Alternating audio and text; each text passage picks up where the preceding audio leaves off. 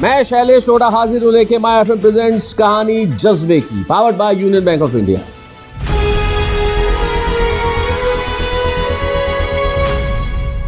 मित्रों, मैं आपका दोस्त शैलेश लोढ़ा एक बार फिर आपके बीच कहानी जज्बे की। मित्रों, सफलता बड़ी वैयक्तिक होती है, सब्जेक्टिव होती है, और धन कमाना बड़ी बात है, यश कमाना बहुत बड़ी बात है, नाम कमाना बहुत बहुत बड़ी बात है। लेकिन मुझे क्या लगता है, इन सब चीज़ों के साथ साथ अगर व्यक्ति कुछ ऐसा करना चाहे जिससे किसी की जिंदगी बदले, जिससे किसी का भविष्य संवरे, जिससे किसी की राह सुगम बने, वो व्यक्ति मेरे लिए महत्वपूर्ण हो जाता है। काम तो हम सारे लोग करते हैं, लेकिन कोई ऐसा काम जो किसी दूसरे के भले के लिए हो, वो कितना बढ़िया काम। एक बहुत पुरानी कहावत है, यदि आप एक स्कूल खोलते हैं तो आप 10 जेल बंद करते हैं, क्योंकि एक व्यक्ति जिसका जीवन आप सुधारते हैं वो कम से कम उस राह पे तो नहीं जा सकता जो उसे अपराध की ओर ले जाए। और वो व्यक्ति इसलिए भी महत्वपूर्ण हो जाता है क्योंकि वो भविष्य सुधारता है, बच्चे का सपना पूरा करता है, एक परिवार का। हिंदुस्तान में कौन ऐसा है आज के जमाने में जो बच्चा स्कूल में हो वो कोटा नहीं जानता हो, या उसके पेरेंट्स कोटा शब्द से परिचित नहीं हो। कोटा जिसने कमाल कर दिखाया पिछले इतने सालों में, इस देश के हजारों एस्पायरेंट्स जो मेडिकल में जाना चाहते हैं, जो आईआईटी में जाना चाहते हैं, वो कोटा आते हैं और वहाँ से अपनी सफलता का स्वाद ही नहीं चखते, अपने सपने पूरे करते हैं। और कोटा से एक व्यक्ति बीएचयू जाते हैं और डिग्री करते हैं अपनी बीटेक की, लेकिन फर्स्ट ईयर सेकेंड ईयर में उन्हें ये लगता है कि भाई मैं खुद बहुत अच्छा पढ़ रहा हूँ, लेकिन अगर मैं किसी दूसरे को नहीं पढ़ाया तो मेरी पढ़ाई किस काम की। एक ही चीज़ है जो बांटने से बढ़ती है, धन बांटने से कम हो सकता है, लेकिन ज्ञान बांटने से बढ़ता है।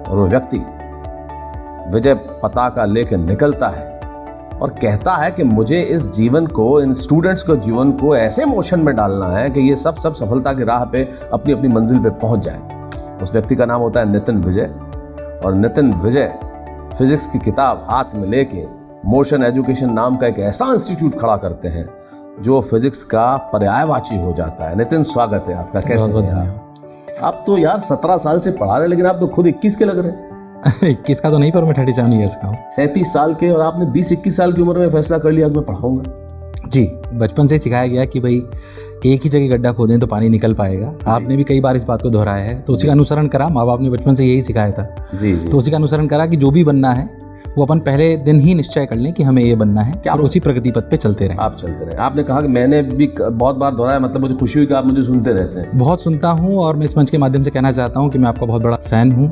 जिस सरलता से आप साधारण स्थिति को वास्तविकता में प्रस्तुत करते हो, बहुत सुंदर है। Thank you. इस मंच के माध्यम से नहीं, पर वास्तविकता में इस बात को मानता हूं। Thank you Nitin. और ये सब ईश्वर का आशीर्वाद है, लेकिन वही है ना, सपने हमने बचपन में लोग देखते हैं, हम ये सचिन तेंदुलकर बन जाएंगे, हम ये बन जाएंगे, हम वो बन जाएंगे। अब भाई सपने हम क्या बनेंगे तो ईश्वर तय करता है। लेकिन मैं आपसे पूछना चाहूँगा, आप क्या सपना देखते थे बचपन में? ऐसा कोई सपना बचपन में बहुत ज़्यादा नहीं, कि बचपन में आप भी जानते हैं कि सपने हमारे बदलते रहते हैं शायद उम्र के साथ साथ, पर बचपन में जरूर एक सपना था कि मैं एस्ट्रोनॉट बनूंगा। अच्छा। हाँ, पर चांद पे जाऊंगा। हाँ, ऐसा सोचता था। और जब हमारी माता जी काफ़ी धार्मिक रही हैं तो हमें संतों के प्रवचन में ले जाया करती थी, तब वहाँ पे जब प्रवचन सुनते थे तो जब उनकी जो तालियां मिलती थी श्रोताओं की तरफ से, और जो भाव उनमें आते थे, जो ज्ञान का प्रवाह वहाँ होता था, उससे मैं बहुत प्रभावित रहता था जी। तब मुझे धीरे धीरे ऐसा लगने लगा कि, और फिर जब कॉम्पिटिटिव एग्जामिनेशन की तैयारी करने लगे तो मुझे ऐसा लगने लगा कि हाँ, जब अपने दोस्तों को भी साथ में पढ़ाते थे तो लगने लगा कि हाँ, शायद मैं पढ़ाता भी अच्छा हूँ और मजा भी आता है जी। तो जैसे कि भी आपने बहुत बढ़िया बात बोली थी कि भाई ज्ञान ही ऐसी चीज़ है जो बांटने से बढ़ती है, मुझे शायद उसका एहसास उस समय से ही होने लगा था मुझे बांटना पड़ना। हाँ। तो कभी बीएचयू में जब आपके बैचमेट्स होंगे, आज मेरे ख्याल से बहुत बड़ी एमएनसी में बड़े बड़े पदों पे होंगे। बिल्कुल है। बीएचयू से डिग्री करके जो आदमी निकलता है, और आपने 17 साल 16 साल पहले डिग्री की थी, तो तमाम कोई अमेरिका में होगा मेरे ख्याल से आपके बैचमेट्स। बिल्कुल। आपके जो रियूनियन होता होगा तो मिलते होंगे, कोई क्या कर रहा होगा, कोई क्या कर रहा होगा, क्या कर रहा होगा। तब आपको लगता है कि यार मुझे उधर जाना चाहिए था, या आपको लगता है जो मैंने किया वो बिल्कुल सही किया? नहीं सर, मैं अपने आप को बहुत सौभाग्यशाली मानता हूँ। मुझे लगता है कि दुनिया में 100 में से 95 लोगों के पास नौकरी होगी, पर उन 95 में से 5 ही लोग ऐसे होते हैं शायद जो अपने मन का काम कर रहे होते हैं। क्या बात है। मैं उनमें से एक हूँ जी। और मैं ईश्वर से यही कहूँगा कि अगर हर जन्म में मुझे शिक्षक ही बनाए तो इससे बेहतर कोई बात नहीं। वाह वाह। अंग्रेजी की कहावत है, either do the job which you love, otherwise start loving your job. वरना आप कुंठित रहेंगे। या तो वो काम करो जिससे आपको मोहब्बत है, या फिर अपने काम से मोहब्बत करना शुरू कर दो। क्योंकि आपने बिल्कुल ठीक कहा, आप 95 कह रहे हैं, 100 में से 99 लोग अपने काम से मोहब्बत नहीं करते और फिर दिन भर खींचते रहते हैं, अरे यार मैं कहाँ फंस गया, अरे यार मैं कहाँ फंस गया, अरे कहाँ फंस गया। तो काम, लेकिन आप तो अपने मन का काम करेंगे तो आपको लगेगा ही नहीं आप काम कर रहे हैं। बिल्कुल सुंदर। और आप इस तरह से पढ़ाते हैं, मुझे जान के आश्चर्य हुआ कि लोग आपको गॉड ऑफ फिजिक्स कहते हैं। ये तो उनका प्यार है और मैं शब्द हूँ इस बात को कहने के लिए, तो कि मतलब मैं कुछ शब्द नहीं है। जब मैं अध्यापक बना तो मैंने जीवन में कभी ऐसा नहीं सोचा था कि किसी अध्यापक को हमारे देश में इतना सम्मान मिल सकता है जो आपने दिखाया है, आपको मिला। मतलब मैं कभी ऐसा नहीं सोचा था, या ऐसा ग्लैमर कह सकते हैं या सम्मान आप कह सकते हैं शिक्षक के रूप में, हमने कभी सोचा नहीं था। वो डिजिटल का भी एक प्रारूप अपन कह सकते हैं जिसकी वजह से आ रहा है, पर ऐसे सोच के हम इस इंडस्ट्री में नहीं आए थे। पर शायद ये हमारे देश में शिक्षा के प्रति सम्मान ही है जो शिक्षक को भी इतना सम्मान मिल रहा है। गुरु गोविंद हो खड़े काके लागू पाए, बलिहारी गुरु आपने गोविंद दियो मिला। ये तो हम सदियों से कहते आ रहे हैं कि जब गुरु और ईश्वर दोनों खड़े हो तो पाँव मुझे गुरु के ही छूने चाहिए कि उसने ईश्वर से मुझे मिला दिया। तो वो सम्मान आपको शायद इसलिए मिला, इसीलिए गॉड ऑफ फिजिक्स कहा जा रहा है आपको। मतलब फिजिक्स तो अब मेरे हिसाब से अनंत है, उसका कोई पार नहीं है। हम सब लोग उसको उतना नहीं जानते जितना जानना चाहिए। बहुत दूर हमें उस सब्जेक्ट में भी शायद जाना है। पर हाँ, पर अगर उससे प्रेम कर लिया जाए तो मुझे लगता है व्यक्तिगत रूप से कि इससे बेहतर कोई सब्जेक्ट नहीं इसमें वो, क्योंकि आप उस सब्जेक्ट के प्रेम में हो। जैसे मैं भी बैचलर ऑफ साइंस हूँ, लेकिन मुझे फिजिक्स की सिर्फ 3 चीजें याद है। एक तो न्यूटन्स लॉ, क्योंकि वो याद है, वो भी याद इसलिए नाम याद है, एक वर्नियर कैलिपर्स, एक स्क्रू गेज। इसके अलावा मुझे कुछ भी याद नहीं है फिजिक्स का, क्योंकि शायद मैं उससे मोहब्बत नहीं कर पाया। मेरा मन जो है वो विज्ञान में रमता नहीं था।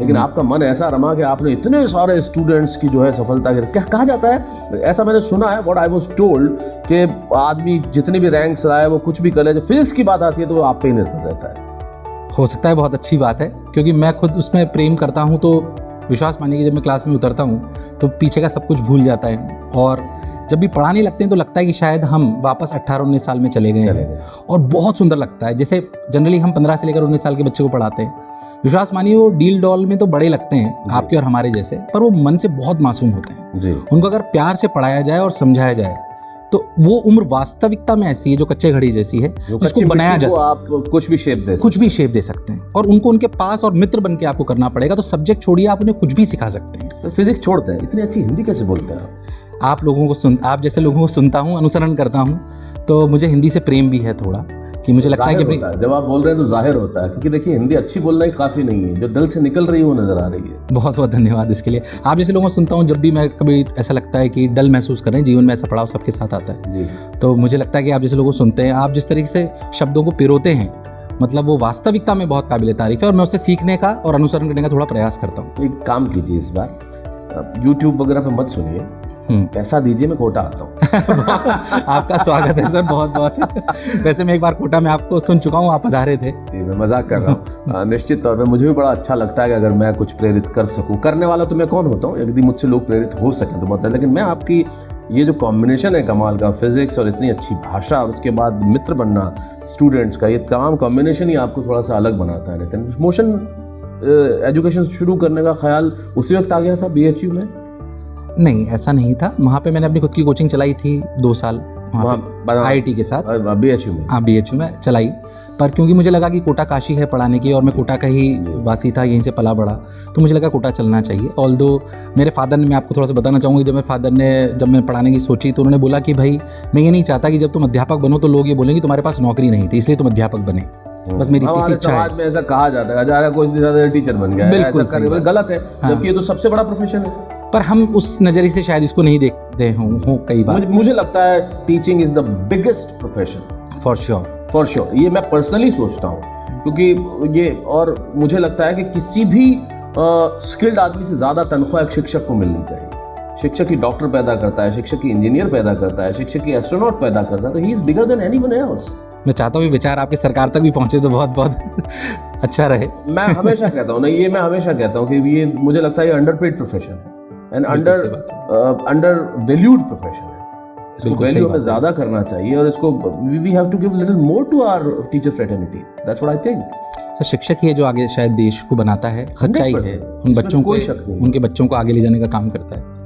तो वैसा ही पिताजी ने बोला कि भाई आप जो है जब कॉलेज से पास आउट हो तो आपके पास नौकरी होनी चाहिए, और आप बीटेक अच्छे नंबर से पास होने चाहिए। मैंने उनकी दोनों बातों को माना, और 3 साल वहाँ पे पढ़ाया भी सही। तब मैं 15-16 घंटे रोज काम करता था, 4-5 घंटे ही सो पाता था, पर उनका आशीर्वाद हमेशा रहा। उन्होंने बोला मुझे आपके अध्यापक बनने में कोई दिक्कत नहीं है, जो आप करना चाहते हो जीवन में वो वैसे भी बढ़िया कर पाओगे, जो इच्छा है, पर दुनिया ये नहीं कहे कि आप शिक्षक इसलिए बने क्योंकि आपके पास कोई जॉब नहीं थी। दुनिया का डर जो है ना, ये बड़ा खराब है। बिल्कुल सही बोल रहे हैं आप। डॉक्टर स्वाति लोढ़ा मेरी पत्नी, उनकी किताब में उन्होंने 22 साल पहले एक चैप्टर लिखा था, हमारा सबसे बड़ा प्रॉब्लम ही LKK है। लोग क्या कहेंगे, ये जो LKK है ना, अरे मार डाउन होता है। लोग क्या कहेंगे, अरे नौकरी नहीं है, लोग क्या कहेंगे, ये जो है। लेकिन आपने लगा कि पिताजी की इच्छा भी होनी चाहिए, एक बार तो कर देता हूँ, दिखा देता हूँ, फिर जो मुझे करना होगा करूँगा। बिल्कुल, पिताजी का वैसे हमेशा साथ रहा, पर जब कॉलेज से पास आउट हुआ तो मेरे पास 5 जॉब थी, बीटेक विद ऑनर्स पास हुआ, और उनकी इच्छा का भी सम्मान रखा और आगे बढ़े। उस वक्त क्या नौकरी की?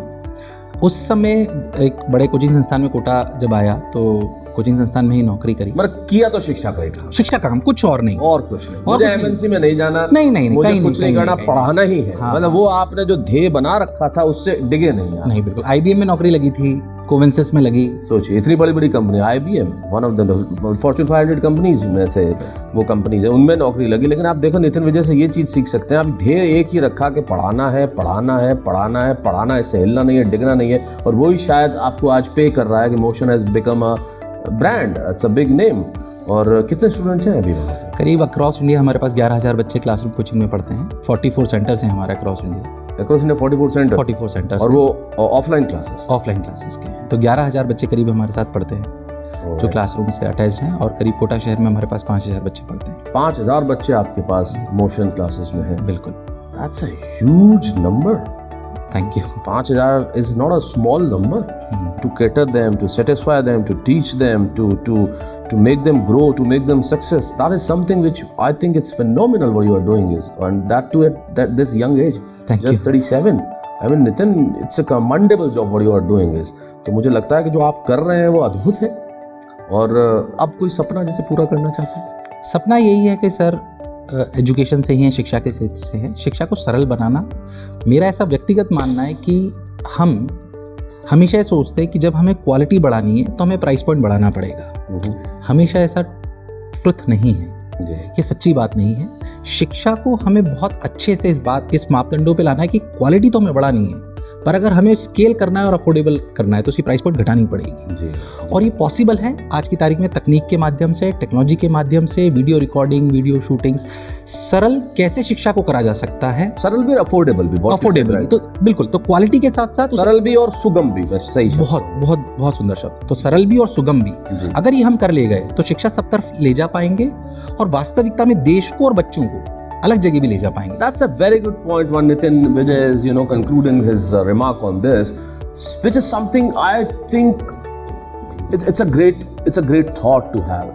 Motion Education के जो मैं कहूँगा संस्थापक हैं, उन्होंने 5,000 बच्चों को रोज़ पढ़ा रहे हैं, फीस भी आ रही होगी, इसमें कोई शक नहीं है कि आदमी प्रोफेशन में होता ही इसीलिए कि वो कमाए। ज़िंदगी में कमाना बेहद आवश्यक है, लेकिन एक टीचर मन में ये सोचता है कि मुझे इसको इतना अफोर्डेबल बनाना है कि हर व्यक्ति तक पहुँचे। ये नितिन विजय को अलग भी बनाता है, नितिन विजय को बड़ा भी बनाता है, अपनी उम्र से बड़ा बनाता है, अपनी उम्र से आगे बनाता है। मैं आपको बहुत बहुत शुभकामनाएं देना चाहता हूँ और मैं उस दिन का इंतज़ार करूँगा नितिन, जब आप इस बात को, इस सोच को पूरी जगह फैला सकें कि आप कहें कि हमें शिक्षा को अफोर्डेबल बनाना है ताकि इस देश का हर घर शिक्षा पा सके, हर बच्चा आगे बढ़ सके। Nitin, thank you so very much for having these kind of the thoughts. Thank you so very much being Nitin Vijay. Thank you sir, thank you so very much. ऐसी जज्बे की कहानियां लेके मैं आपसे मिलता रहूंगा। कहाँ? माय FM प्रेजेंट्स कहानी जज्बे की, powered by union bank of India. मैं शैलेश लोढ़ा।